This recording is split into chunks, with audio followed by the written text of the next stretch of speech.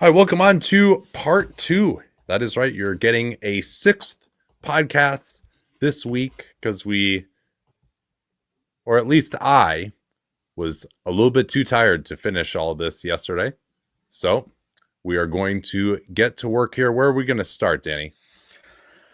We're going to start in the Great White North with the Toronto Raptors. The Raptors are 3-12 on the season, 1-7 since the last 15-60. They have, of course, been incredibly injured with their stars. Scotty Barnes and Emmanuel quickly have basically missed the whole year. 25th in net rating, negative 6.3 per clearing the glass. 18th on offense, 27th on defense. Here, actually, sorry, we're gonna have to restart because I failed to mute. I failed to mute YouTube, so it started opening and playing in my headphones and also recording. So let's start again here. All right, awesome start here. This is the bloopers y'all get to see. The dangers of doing things live. All right, welcome on to a 15-60 second edition this week. We're gonna get 6 podcasts this week for Dunc'd On Prime subscribers, but this one, of course, is public as well. If you're listening on YouTube, please like and subscribe. I mean, how could you not like and subscribe after we've already tried to start the show once and failed miserably? So let's begin, Danny, with the Toronto Raptors. We've got 8 more teams to get through this afternoon. Let's do it. The Raptors are 3-12 on the season, 1-7 since the last 15-60. They have, of course, been incredibly injured with Scotty Barnes and Emmanuel quickly functionally missing the whole season. Negative 6.3 net rating per clearing the glass is 25th in the league, 18th on offense, 27th on defense.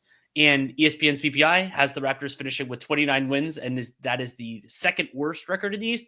I have a feeling the second worst record in the East is going to have significantly fewer wins than 29, but we'll see if that is the Raptors. It might not actually be. And as I mentioned, the Raptors, who we expected to have their 2 best players, have largely missed the season so far. It sounds like Scotty Barnes might be back relatively soon. We don't have a timeline yet on him. That means that we're evaluating kind of some of the other guys who have had larger responsibilities, and I think that list probably starts with old friend Jakob Poeltl. Yeah, Jakob Poeltl is among the NBA leaders in elbow touches, and that was the case a year ago as well under Darko Rajakovic, where he tried to diversify their offense, change sides of the floor more often. But Poeltl has had some massive scoring games of late. He's had 3 games in a row where he is just absolutely slated, putting up a stretch in terms of efficiency and rebounding and scoring that basically only players like David Robinson and Shaquille O'Neal, those are the names that are on this list next to Jakob Poeltl. So I wanted to go look at his last 3 games and see how is it that he's doing it. And initially I saw this breakdown. I was like, oh, well, it's just mostly that he's getting set up, right? Because the methods that he's scoring on Synergy very much indexed towards 3 categories: pick and roll man, cut, which is basically a dump off of a drive where a screen wasn't necessarily set, and then also the offensive glass. So and a few post ups here and there, some of those off of switches, some of those get logged as cuts because he's kind of flashing into what might be a post up against a smaller player and then shooting immediately. So at first I was like, okay, I guess the defensive scheme of the other teams was just kind of leaving him open. It was really bad defense, which it was by the Indiana Pacers last night, by the way. We'll talk about that.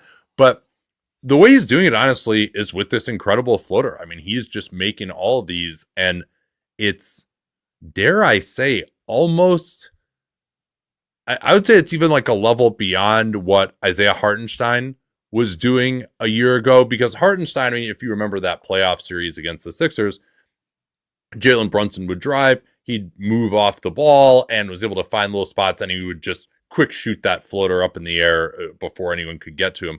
I would say Poeltl has shown even more versatility with that shot, a little bit further out, but he's doing it on the move. He can do it off of a dribble. He can do it off of a quick post up as well. And so he really has been a threat that has caused problems for some of these defenses. It was the Celtics where they lost in overtime the other night that he bedeviled as well in the second of these 3 games. Detroit was the other one And I think he fouled out late in that game, which really hurt Toronto. So Pirtle, like, he's just making this floater. Like, he's getting on the offensive glass. He's always been great there. And he can take a dribble or two, no problem as well. But he's able to just find cracks in the defense and making a shot that is not normally a good shot for a big man. You know, it's not quite Jokic level, but I would say it's beyond Hartenstein level, where he's been able to be able to generate this level of usage. Again, we didn't see 30-point games from Isaiah Hartenstein last year. His chemistry with RJ Barrett has been great as well. Barrett has really improved as a distributor, if not an efficient scorer, with so many guys out. So again, he's not going to continue putting up 30-point games. But he's had a few of these big scoring games. Usage now over 20%, whereas much below that last year. So you wouldn't think that Jakob Poeltl, like, who's had some of the worst free throw shooting seasons of all times, would be able to develop this level of touch, but he has. It's a really nice accomplishment. It's been something that's kept the Raptors offense above water. I mean, for them to be 18th, considering the absences that they've had and kind of who they've needed to rely on. Because remember, RJ Barrett. I mean, they have one creator, and even RJ Barrett is not someone you would think of as, like, a top 30 creator or something. And then, they have no shooting really. I mean, Abaji and Dick have helped some there. I think also Pirtle has really helped Dick as well, working with him on some of the handoff game and then rolling to the basket where he's been a big threat. So yeah, Simon notes it was the Kings game where Pirtle scored a ton, but then fouled out at the end. So yeah, Pirtle has really been keeping this offense at least somewhat above water. How's he been defensively? Yeah, I mean, not amazing, I would say, although they are still way better, I think, with him because they don't have a backup center, who's particularly established. Yeah, but Boucher's back now, but he wasn't available for a lot of the season. Well, and they also have no forward, so Boucher's had to play some of his season at forward. That's true as well. But yeah, he's definitely way at the bottom of Seth's rim protection stats.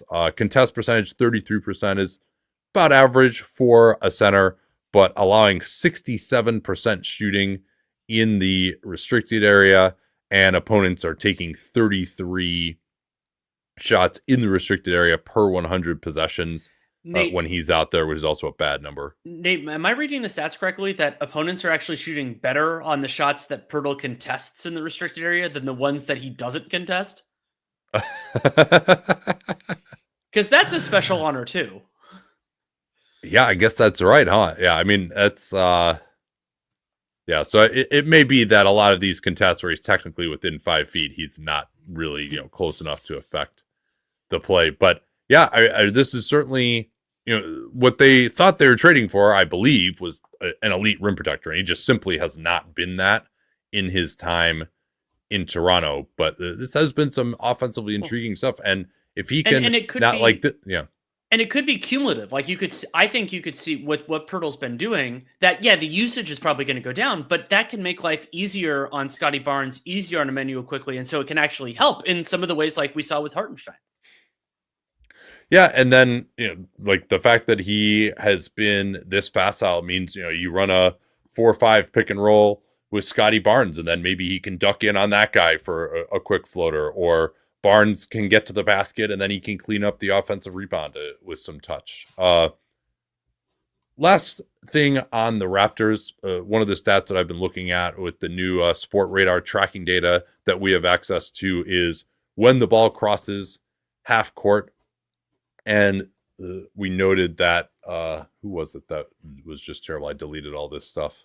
I think it was the Knicks, actually, were pretty slow in getting the ball across half court in this first tranche. You have 8 seconds to get the ball across half court, and Sport Radar separates that into 2-second tranches.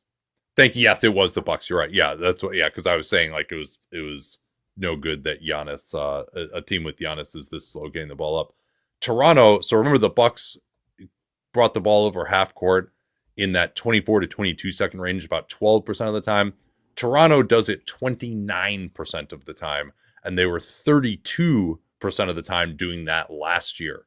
So that's second in the league, that 29% this year, getting into across half court in the first 2 seconds of the shot clock. And last year 32% was first by a mile. So they are still continuing to get the ball up. That's part of why their offense, even without any premium creators, has been respectable as well. Let's head to Boston. Stay in the Atlantic Division. You want to give their stats? The Boston Celtics heading into tonight's big showdown, which we will, of course, cover for the NBA Cup in another pod later tonight. 11-3, 5-2 since we last checked in on them. Net rating 12.5 is amazingly only third. Their offensive rating is first, 125.5. That is absolutely ridiculous. Defense without Kristaps Porzingis starting to slip a little bit. And, for example, what Toronto was able to do against them was, they did not have a great defensive game in that one. So they're a 113, 11th on defense, and they just don't really have much in the way of rim protection in a lot of their lineups. And they're also not playing some of their best defensive players as much. And those guys, some of them are kind of easing in the season, but they still project actually for the 2 seed, interestingly enough, at 59-23. And BPI believes they have a 100% chance of making the playoffs. And a big reason why they're putting up that number one offense again, Danny, is the play of one Jason Tatum. It's early, but Jason Tatum is having the best offensive season of his career so far. A little bit under 30 points, 5.9 assists per game. That is a career high. And then 8.6 free throw attempts per game, which would also be a career high. And Tatum's doing it. I mentioned the distribution is a very important part of that equation. But also, this has been a really good shooting year for him. Jason Tatum had never attempted more than 9 threes per 36. He's been an effective shooter basically his entire career. But he went from never going above 9 to right now, he's at almost 11 threes per 36 minutes, and he's making 38% of them. So when you can ramp up the volume and keep the percentage that high, that's really good. And as I mentioned, highest free throw attempt rate of his career. And there's actually a real drop in twos. So Tatum's taking those threes, but he's not really taking that many more shots overall. And that the good news on that is generally the twos are less efficient than threes, but Tatum's making 56% of his twos. That's pretty impressive when you consider Tatum's workload on this Celtics team. And so that all adds up to 62% true shooting, a little 62.5 basically, on just under 32 usage. And so something I thought was a little mind-bending is so Tatum right now, of players who've played 200 minutes and have a usage rate 27 or higher, Tatum's much higher than that, but just of that player, here are the players who are above him in true shooting. Obviously, a lot of different roles here. Do you want me to go 8-1 or 1-8? Yeah, I mean, I'll leave it up to you. Probably 1-8 is good. Okay. Number 1, Kevin Durant, 67%. Number 2, Nikola Jokic, 67% rounded up. Number 3, Darius Garland, more on him shortly, 66%. Mm-hmm. Karl Anthony Towns, 66%. Tyler Hero, 65. Anthony Davis, 65. Steph Curry rounded up to 65. And then Jaren Jackson, 64. And that might be the subject of a 15 and 60 next week. So Boston overall, we mentioned, has been the best offense in the NBA, 125.5 offensive rating. And with Tatum on, it doesn't actually get that much better. 126.1, obviously still a sterling number, but this is where Joe Mazzulla was so amazing last year. And I think, again, they've managed to do this where they've been incredibly effective, even without some of their best players on the floor. 123.7 offensive rating with Jason Tatum off the floor. It's incredible. And so they have really mixed and matched some of these units. Also recall that Jaylen Brown missed a few games. I think he missed 5 straight, I want to say, with that hip flexor. And then came back for the Hawks game, which they lost hilariously. But even with Brown on and Tatum off, the numbers have been absolutely ridiculous. Oh yeah, I mean, it's a relatively small sample. We're talking 200 clean glass possessions, but with Jaylen Brown on, Jason Tatum off, 133.7 offensive rating, which is preposterous. And that group is 95th percentile or better in effective field goal percentage, turnover rate, and free throw attempt rate, including shooting basically 42% on 3-pointers. So yes, you expect that to toned down in time. And briefly on Jaylen Brown, his individual scoring has been below his standard. 54% true shooting on a little bit over 30 usage. Part of that is he's making 29% of his threes, taking them at a high volume, but not making them. And then Jaylen Brown has been 57% from two each of the last two seasons. And that's down to 50% this year. Again, small sample size, especially for a guy who missed time with the hip flexor issue. But that is something to keep an eye on. Yeah, and they have been able to get a lot out of him from the foul line. 8 free throw attempts per 36. You mentioned that Tatum's at a career high, right in that range as well. And so that provides, even on the nights that they're not hitting all of their threes, at least a decent floor for their offense, because they are one of the lowest teams in drives per game. They are one of the lowest teams in terms of getting a paint touch per the Sport Radar data on a given possession, but their offense obviously is currently on track to be the best in NBA history by quite a bit. And even if they're not hitting the threes on that specific night, to have those guys getting to the line at that level does give another element to the offense. One other key stat for Boston. They are outscoring teams by 15.3 points per 100 possessions when Al Horford is not on the floor, and they have not had Kristaps Porzingis for a single possession so far this year. And notably, they're about middle of the road on defense in the non-Horford minutes, but they have a 129 offensive rating. So if that tones down a little bit, it could get there. But again, being a league average defense, they have some capable defensive players in Cornette and Neemias Queta has done a better job than I think some of us expected when put into that role. But still, it's another one of those key guy off, and they're just able to put together. It's one of the reasons, to me, first of all, the rest of their talent deserves a lot of credit, but also one of the reasons Joe Mazzulla is one of the best coaches in the league. So the Cavaliers, the other side of that massive tete-a-tete, I said last night, and I think I stick to this, that I don't know if there's a bigger regular season game in the last few years that I can remember. I mean, I think there's some at the end of there was a late season Celtics Nuggets game last year that felt big. Yeah, I get, but in terms of just like, I mean, the Cavs, this is the second best start now in NBA history. Like if they win this one, they've got a pretty easy schedule. They can get to 20 in a row.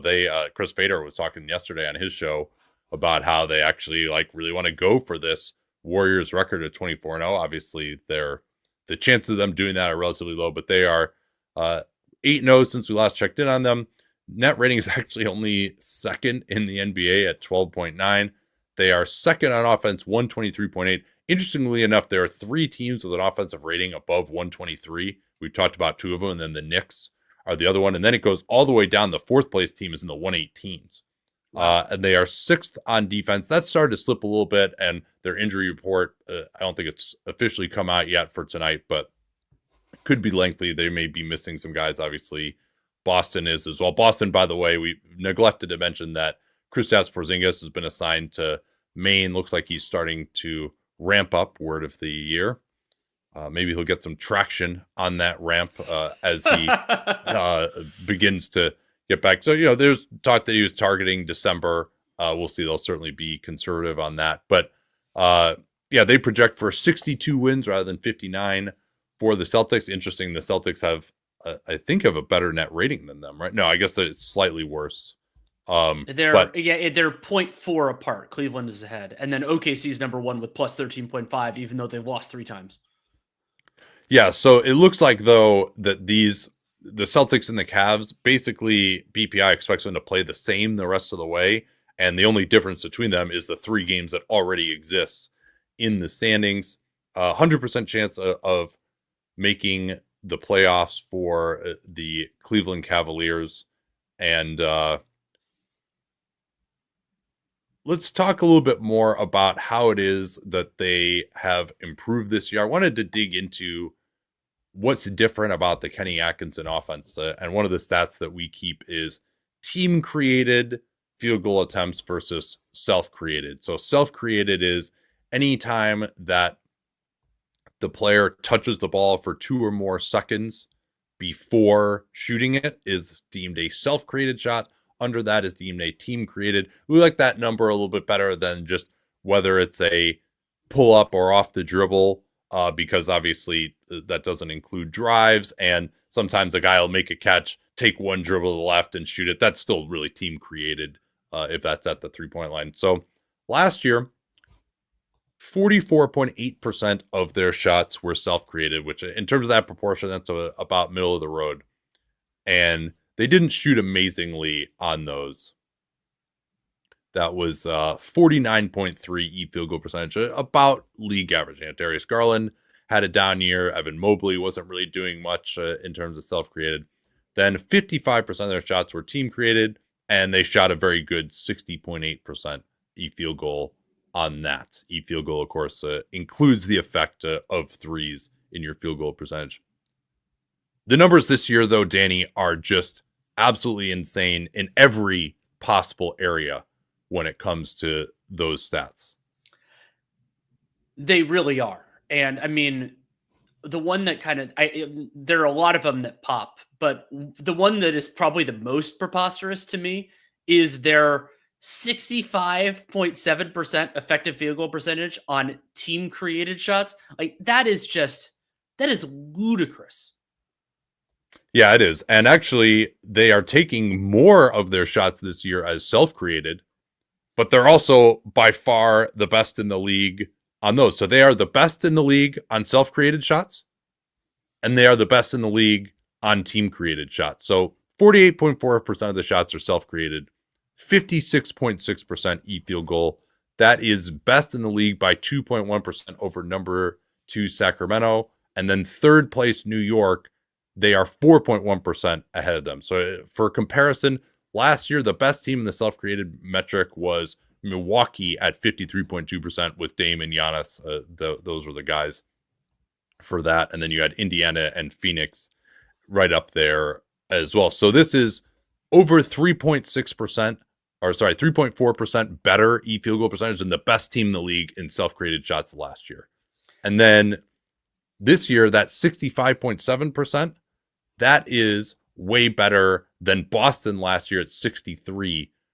So basically, this is somewhat unsustainable. Like they just can't keep doing this. I mean, and it's also really interesting to me that they've become so much more efficient while also actually doing more on-ball creation and shooting. And I think a big part of that is just that Darius Garland and Evan Mobley are just way better this year than they were last year, and that's part of that. So these numbers, they just can't sustain like this level of shooting. That there isn't really any of the other four factors that they're great at on the offensive end.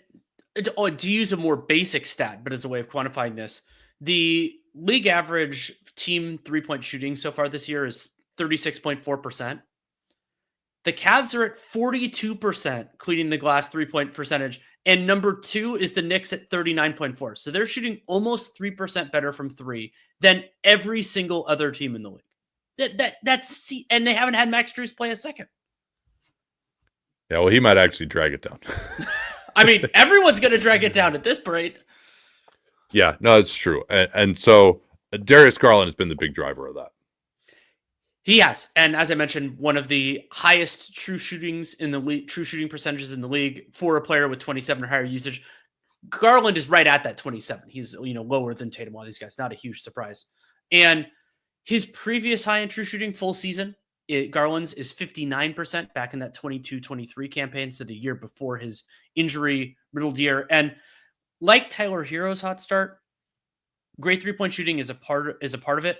45.5% on 8 per 36, but that isn't as wild an attempt rate as some of these other really hot starters like Hero, where he's taking a lot more attempts and making them. And so that's really pushing his efficiency to a different level. Instead, a key thing to watch moving forward, and this is kind of the bizarro of Jaylen Brown, is that Darius Garland, his career high in terms of field goal percentage on twos was his all-star season, 21-22s, 51%. And we were very pleased with that at the time. If a small guard gets over the 50, you're generally pretty happy with it. And if they're drawing fouls, which he doesn't really, that's even better. Garland's making 58% of his twos so far. So if that can continue, that would be incredible. And how he's doing it is a mixture of sustainable and unsustainable. Taking a larger portion of his twos around the basket, that is generally going to be a good thing, but Garland is making 60% of his shots from basically like 3 to 16 feet, and 60% is ridiculous. Like, that's not going to necessarily continue. And so there's a little bit of a positive, like helpful regression to the mean that could happen on his long twos, but Garland doesn't take too many long twos because you shouldn't. And so for Garland, I think that there is a lot good here, but it is, when something is too good to be true, it probably is, at least to some extent. The really good news for Garland, though, and this was something I wanted to look at, and I brought this up with Cam Thomas on Monday night's pod, is, well, okay, is Garland, how are his efficiency numbers? And we're getting into a sample of a sample here. How are his numbers individually when Donovan Mitchell is on the floor and off the floor? And I was very surprised and impressed by the results. Yeah, 70.9% true shooting, ups the usage from 26 to 29. And also, again, this is unsustainable shooting. In the midst of his unsustainable shooting, 56% from three. And they have a 135 offensive rating with Darius Garland on the floor and Donovan Mitchell off. That I think Kenny Atkinson has decided that he's going to pair Evan Mobley and Donovan Mitchell and pair Darius Garland and Jared Allen. That has worked exceedingly well so far. Their starting lineup, KP pointed this out, actually is not that crazy efficient, but they've just been absolutely killing people in some of these bench units. And part of that is just because they can stagger to have two of these guys on the floor at virtually all meaningful moments of the game. So yeah, you and I will both be incredibly intently watching Cavs Celtics, and notable that if Cleveland starts getting close to the record, they will have to play the Celtics again. The second game between those two squads would be, I think, if Cleveland won out, that would be win 20. They'd be going for 21 at that point, and they also face Denver during that stretch. I don't think they're going to get all the way to like really, really threatening the Warriors, but I'd love to see it. Yeah, a couple of questions here we can hit from YouTube. Dr. Ned O'Carter, a longtime supporter of the program, thanks for the question. He asked what we think of former Knick RJ Barrett, and it's been gratifying to see him finally actually get to play as a pick and roll ball handler with even the slightest bit of spacing around him, because at Duke in New York that he just didn't have that at all. And so we had talked about him being a good passer out of pick and roll, and that was something that you saw in flashes in college and at the lower levels even, and we never really were able to see that, and we have seen it now. Unfortunately, his scoring game, really, there's no way for him to be efficient in the role that he's in right now. But I think as a second side creator, when Barnes and Quickly can come back, I think he can be really effective and working better. If there's someone on the other side of the floor to draw the defense, right? Like I kind of like the idea of Quickly and Barnes interacting on one side, and then you can have Pirtle and RJ Barrett interacting on the other side, because Barrett is probably their best pick and roll passer, but Quickly will probably be guarded by a smaller guy that if you switch that, then Barnes could attack him. I think that could be really interesting. And particularly if you can get the defense tilted towards Quickly and Barnes, then you throw it to the weak side. Barrett with a little bit of a head start, do a go and catch, come off a Pirtle's screen on a pin down, go into his left hand. And that I think could be pretty good. So he's done about what would have been expected. I mean, it wasn't going to keep up the efficiency that he had last year when he's been the only offensive threat on a team without a ton of shooting. But I think it's been encouraging for him so far. And then Todd says, does Toronto have any trade candidates that could help a contender like Boucher or Jakob Poeltl? Not particularly great ones, especially because like at center, Poeltl has done some stuff well, but if the rim protection ineffectiveness, if that continues, well, then there aren't too many teams that are willing to really pay for that. And so, I mean, maybe, I'm sure that's a part of the appeal. He hasn't, he's been hurt, but with Bruce Brown, and like he's probably the key one there. And the other thing that Brown has going for him is that his contract is expiring, so it's not like you have to make the commitment. Poeltl, it's 2 more years if you assume that he's going to pick up that player option. Whereas with Bruce Brown, you can do that. And I mean, we've seen Bruce Brown help out a good team because he did it on a championship team 2 years ago. And there are some teams that desperately do need a center, and Poeltl is not making like so much that he couldn't be traded for one of these teams that can't take on additional salary. Where do you want to go next here?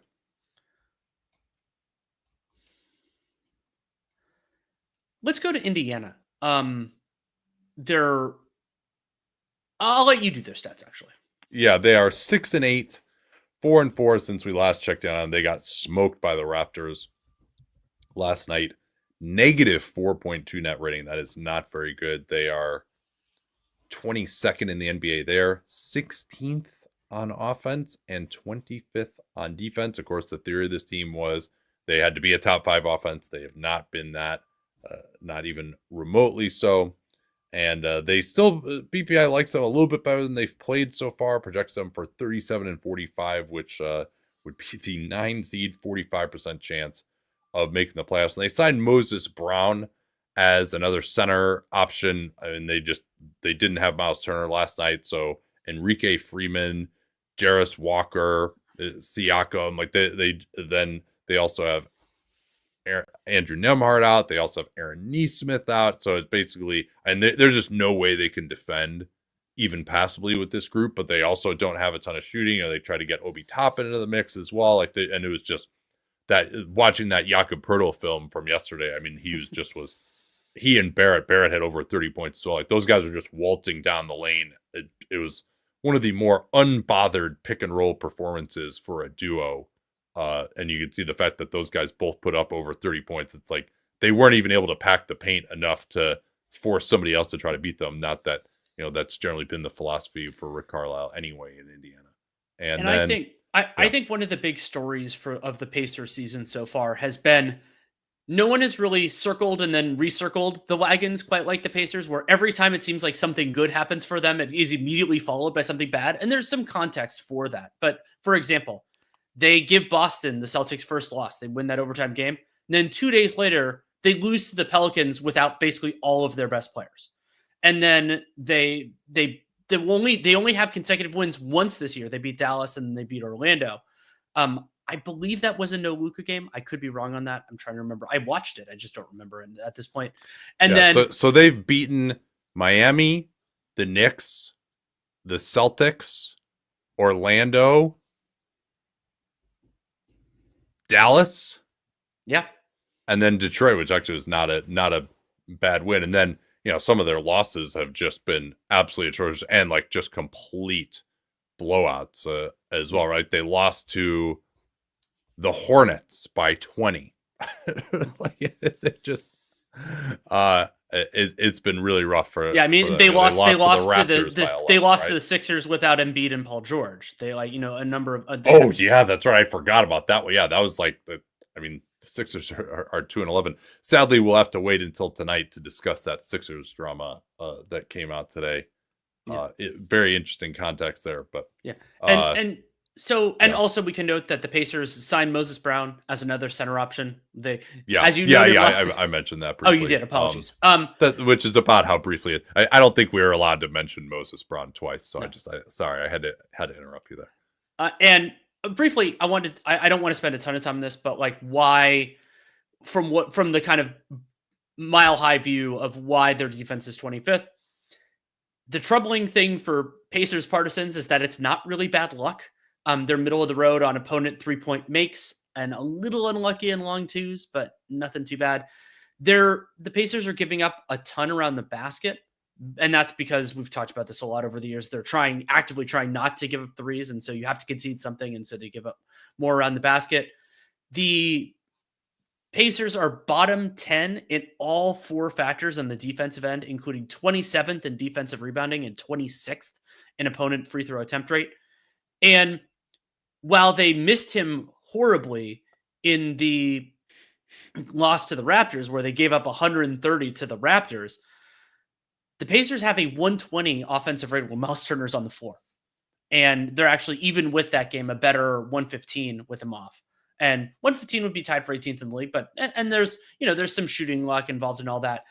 And one of the curiosities with Miles Turner, and it's interesting that we're doing this after talking about Jakob Poeltl, because there is somewhat of a parallel here, is that, we at one point we were extremely excited, and justifiably so at the time, about Miles Turner as like the unicorn because his rim protection was elite.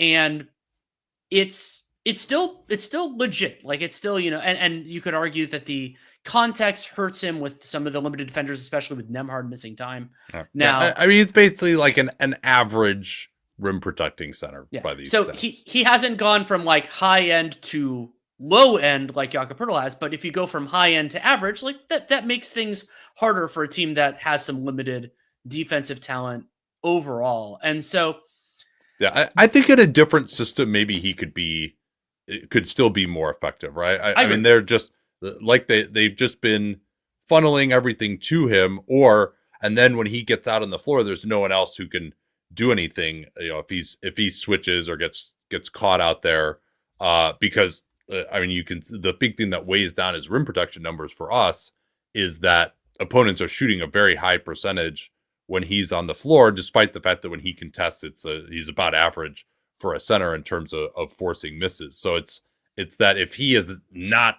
available right at the basket, then there's just no one else who can do anything at all for them. They don't really have a small forward. Neesmith has been out anyway, like Toppin, Siakam, these guys can't protect the rim at all. Jarris Walker hasn't done much when he's been playing. Their two centers that were supposed to play have both gone down with torn Achilles. So there really is just nobody else other than him. One other point to mention on their defense, and this is a curiosity that I'm going to follow for longer, is that the Indiana Pacers are actually giving up the second lowest opponent transition frequency. And that's good. You want to see, you don't want teams to be running on you as much, but opponents they have a 1.35 points per possession in transition. And that is fourth highest in the league. And it's that story is most prominent off of a live rebound where the Pacers give up the fewest transition opportunities, but opponents have a ridiculous offensive rating. And so my general thought on this is that there's more variability in the early season sample on the offensive rating side than the frequency side, but how this normalizes is going to be huge for the Pacers, because if I'm right and the regression comes more from the offensive rating side, well, then they might actually be passable, and that will give them a little bit more latitude in the rest of it defensively. Let's talk quickly about the Orlando Magic. Absolutely. 9-6 on the season and a strong 6-2 since the last 15-60. The worries that they were going to really fall off that were verified in the very early days of Paolo. They've stabilized and now doing really well. 10th in net rating, plus 4.2, 25th on offense, and a robust third on defense. And BPI is a Magic optimist. 45 wins would be the 3 seed in the East.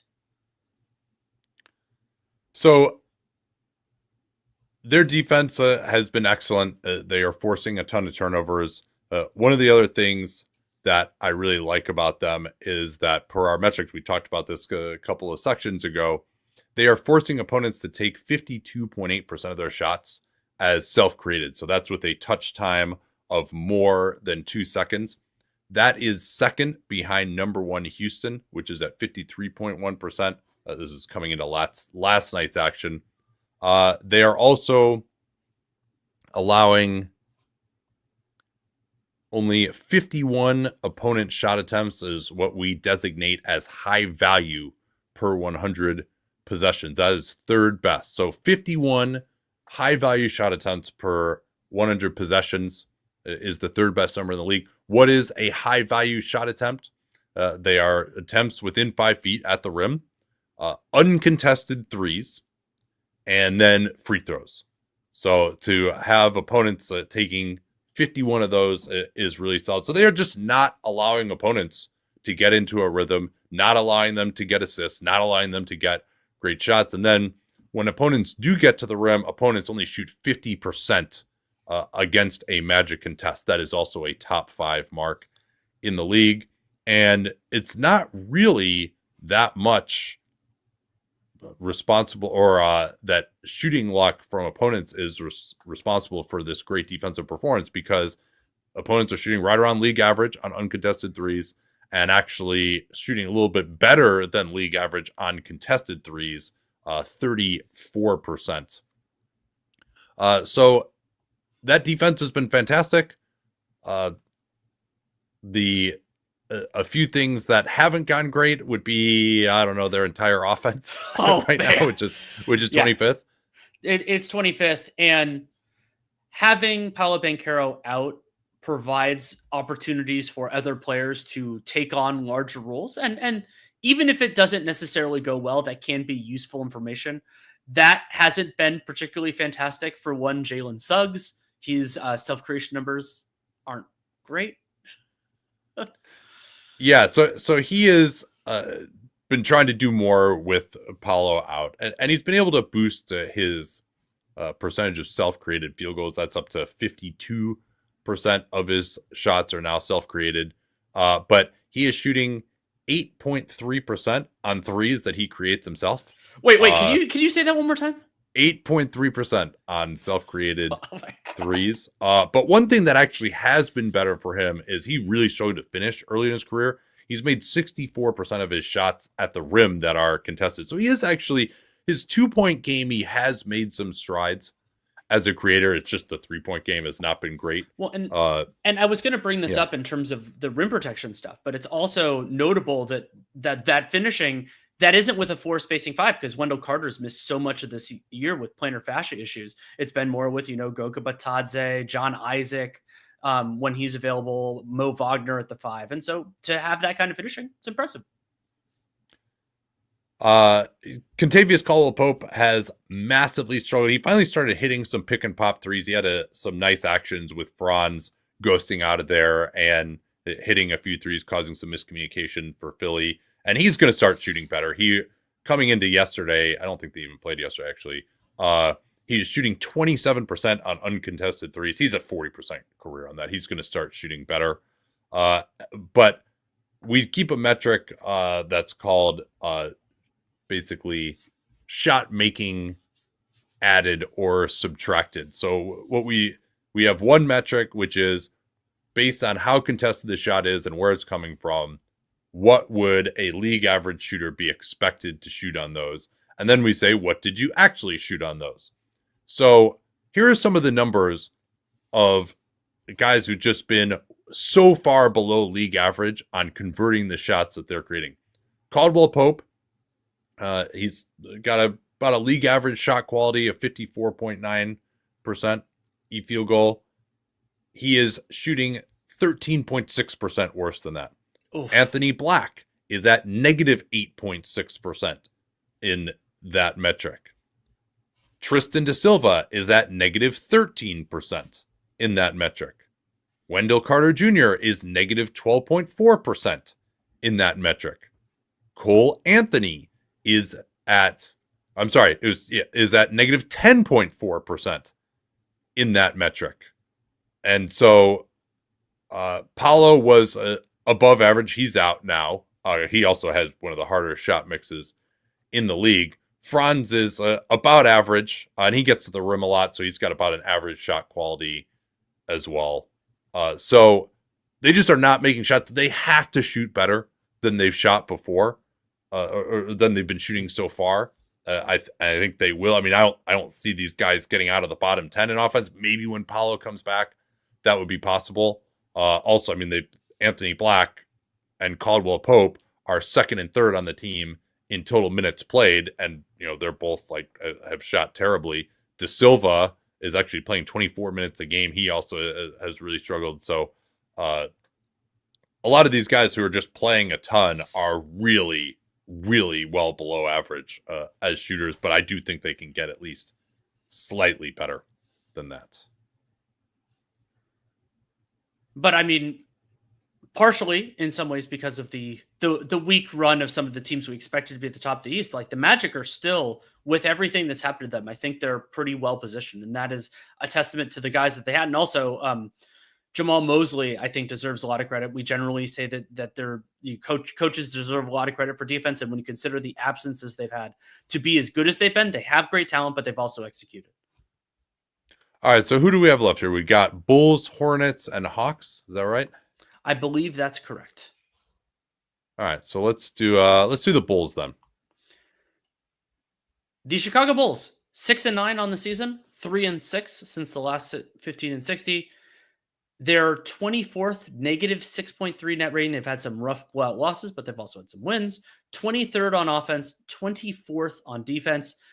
Even so, this is again the ridiculousness of the current East. BPI projects them to win, 38 and 44. Better record than we expected. But 38 wins is projected to be the sixth best record in the East. We live in strange times. Billy Donovan is someone who hasn't gotten a ton of credit as a coach, although I would say that the Bulls have relatively consistently overperformed on his watch. And the way that I think he has succeeded with them is knowing what the strength of the team is and leaning into it, right? So we thought they were going to really struggle that first DeRozan year, but they also got Alex Caruso and they had Lonzo Ball. And so they played this really aggressive style on the perimeter, helping to protect Nikola Vucevic, and they forced a bunch of turnovers and were able to have a pretty good defense based on that. And then on offense, they ran a lot through DeRozan. They played relatively slow. Now they don't have DeRozan anymore. They don't have Caruso anymore. Ball is still going to be out for at least another week with this wrist sprain that's been bothering him. And so they are taking a ton of threes, and they are playing way, way faster than they have in the past. So again, this will go back to that stat that Sport Radar keeps of when teams cross half court, and they separate it into 4 different tranches, each with 2 seconds. So generally, you don't want to be crossing half court with fewer than 18 seconds on the shot clock. And the Chicago Bulls have largely avoided that. They've only done that 52 times all year. That is 4th best in the NBA. And then in some of the other tranches, they are they are top 5 in both of the fast tranches. So they're number 3 in the 24 to 22 seconds on the shot clock crossing half court tranche. And then they get 50% of the time they cross with fewer than 4 seconds gone by on the shot clock. And so that's over 75% of their possessions. They get the ball over half court within 4 seconds. That just really, really helps. Josh Giddey has not had the greatest season, but he still has a pretty high time of possession. He brings the ball up a lot. He does push it and get them into their offense, give them some hit ahead. So his time in OKC was 21% time of possession. It's interesting that he actually has done a lot less scoring with Chicago, about 3% lower scoring usage than last year, 3 percentage points lower. But he has a 28.5% time of possession versus that 21% last year. Well, and OKC. Another way that I want to give Billy Donovan credit is because he has been willing to sit Josh Giddey in crunch time if his defense has been bad, and it has been for long stretches of time. That is a level of accountability and trust that not every coach has from their front office.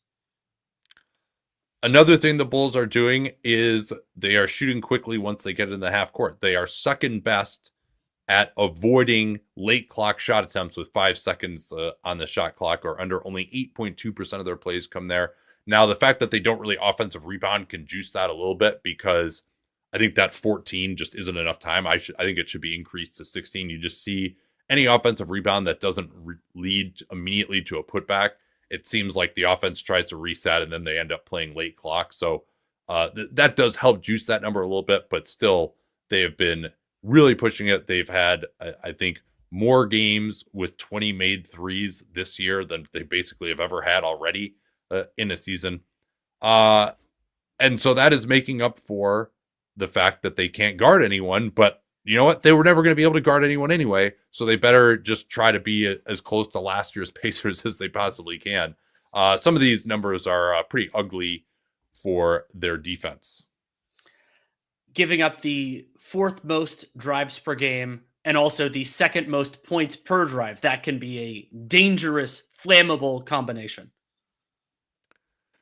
Yes, and 33% of opponent drives get to the rim, which is fourth worst, and they allow 1.25 points per chance on those. This again per Sport Radar, which is third worst. Hilariously, and this part of this is the Vucevic effect, and we'll talk about him in the future if he keeps this up because his offense has been absolutely unbelievable so far, and that's a big reason why they have overperformed. Like he's actually been the offensive center that they traded for and then some suddenly this year at like age 34.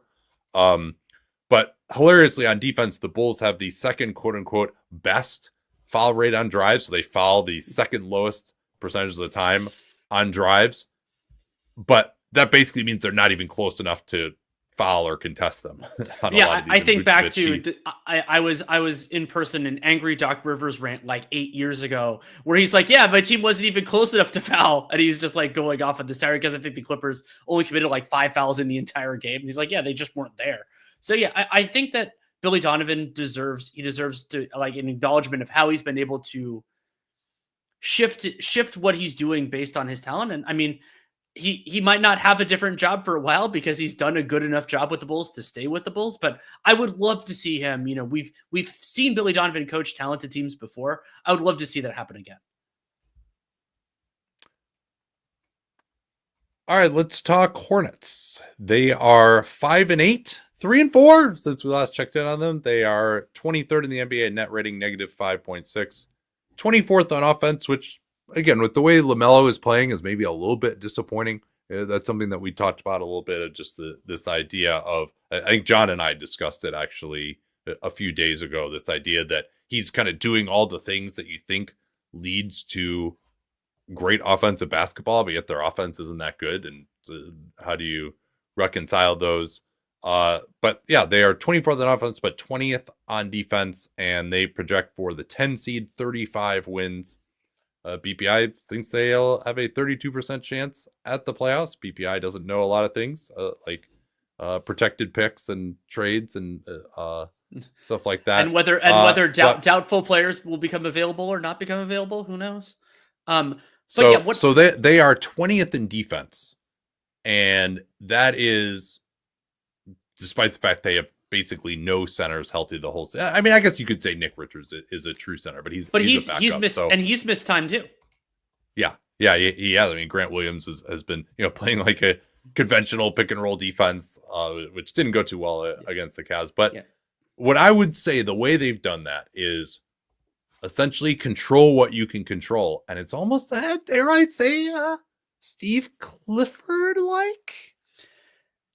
In a way, yeah, because so I would say the two biggest strengths of the Charlotte Hornets defensively have been their rebounding and their transition defense. And those can be effort and execution based. Like you can succeed in those without talent if you get buy-in and get everything else working out. And so defensive rebounding, you can do it through effort and also, where the opponents are taking their shots and everything else.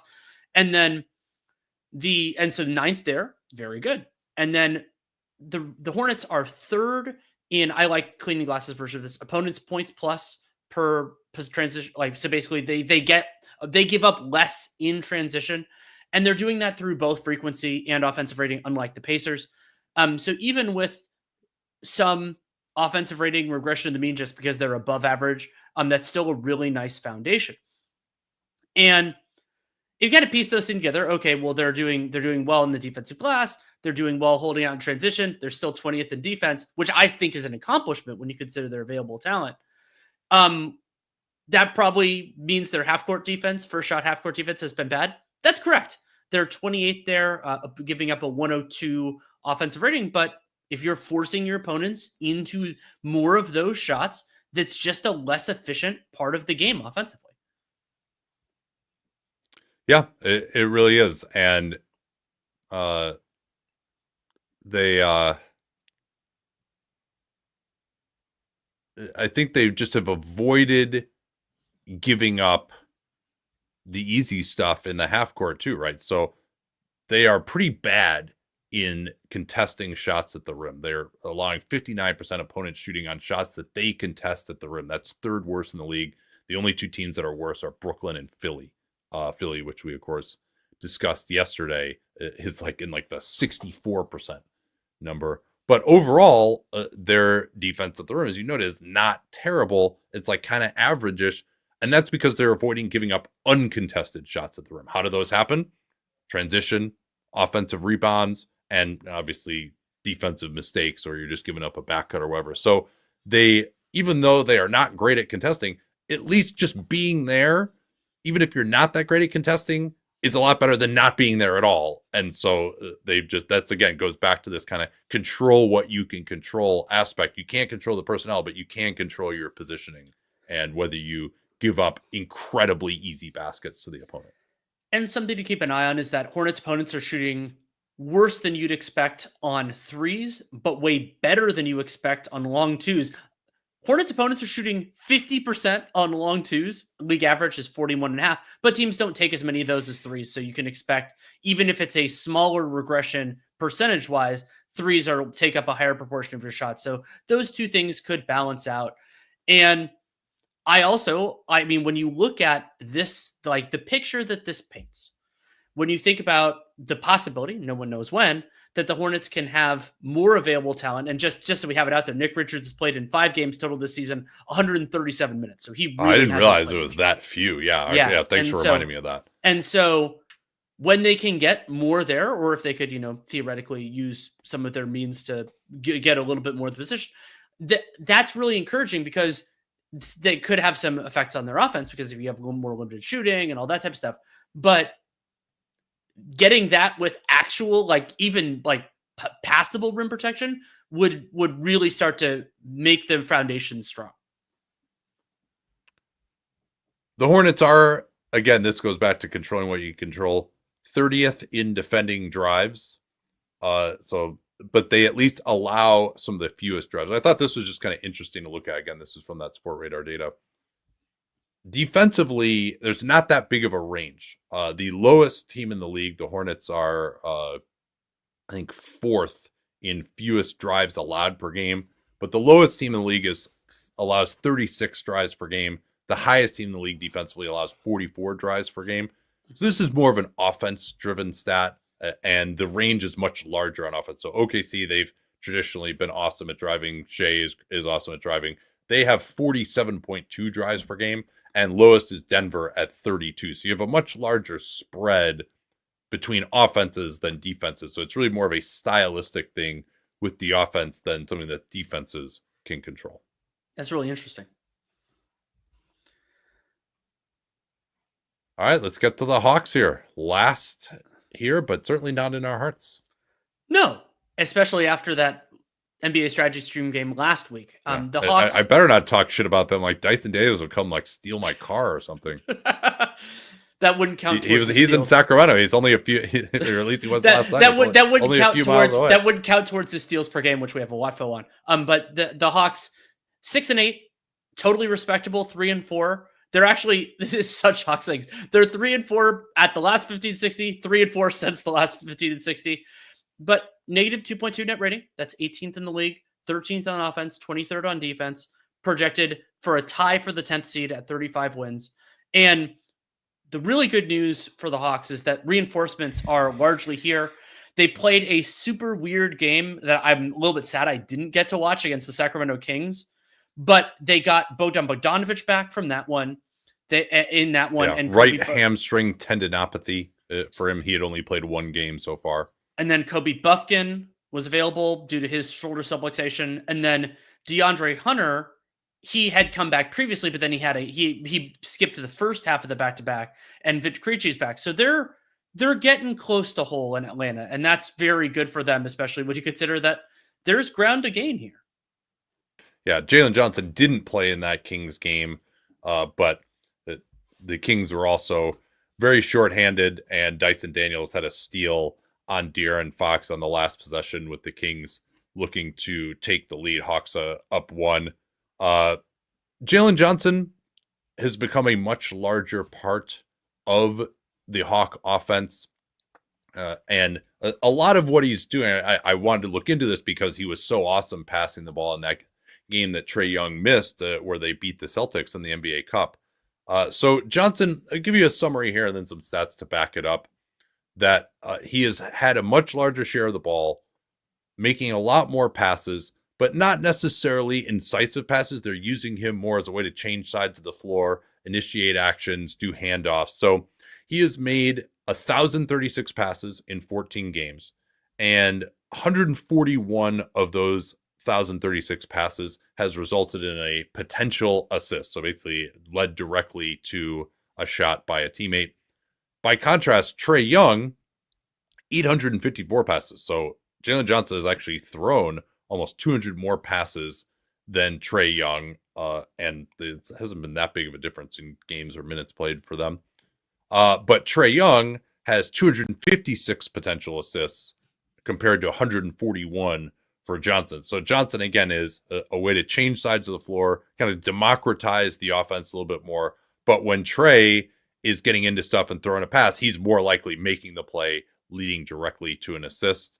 But still, Johnson has a higher number of potential assists per pass this year. He only had 353 potential assists all of last year in 56 games, and this year in 14 games, he's got that 141. So he definitely is having more potential assists per game, and you see that in the amount of time that he has possessed the ball as well. He's at 21% time of possession this year. That's up from 13.6% a year ago. And Seth's total usage, which combines the percentage of plays in which the player either shoots, turns it over, or has a potential assist, is up to 34% now.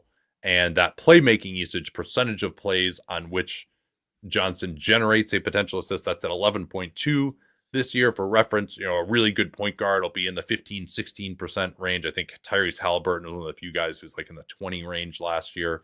So that's a really good number for a secondary playmaker. Last year, that was only 8.1% playmaking usage. So Jalen Johnson, definitely a much larger share of the offense. It's essentially their second creator.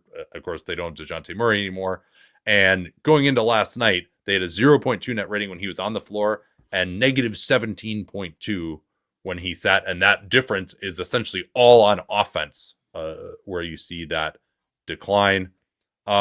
Offensively, on defense, they are 23rd, 5th in forcing turnovers. Thank you, Dyson Daniels. 20th or worse everywhere else. And then on defense with Daniels, they are a respectable 113 with him on 117 when he's off. So he's definitely making a big difference there, about 4 points.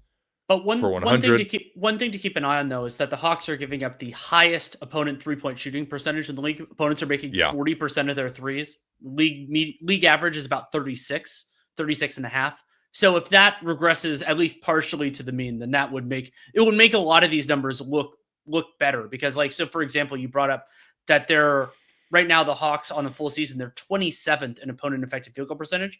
If you just regress that shooting, and they're pretty solid in all the other areas, that would make a big difference.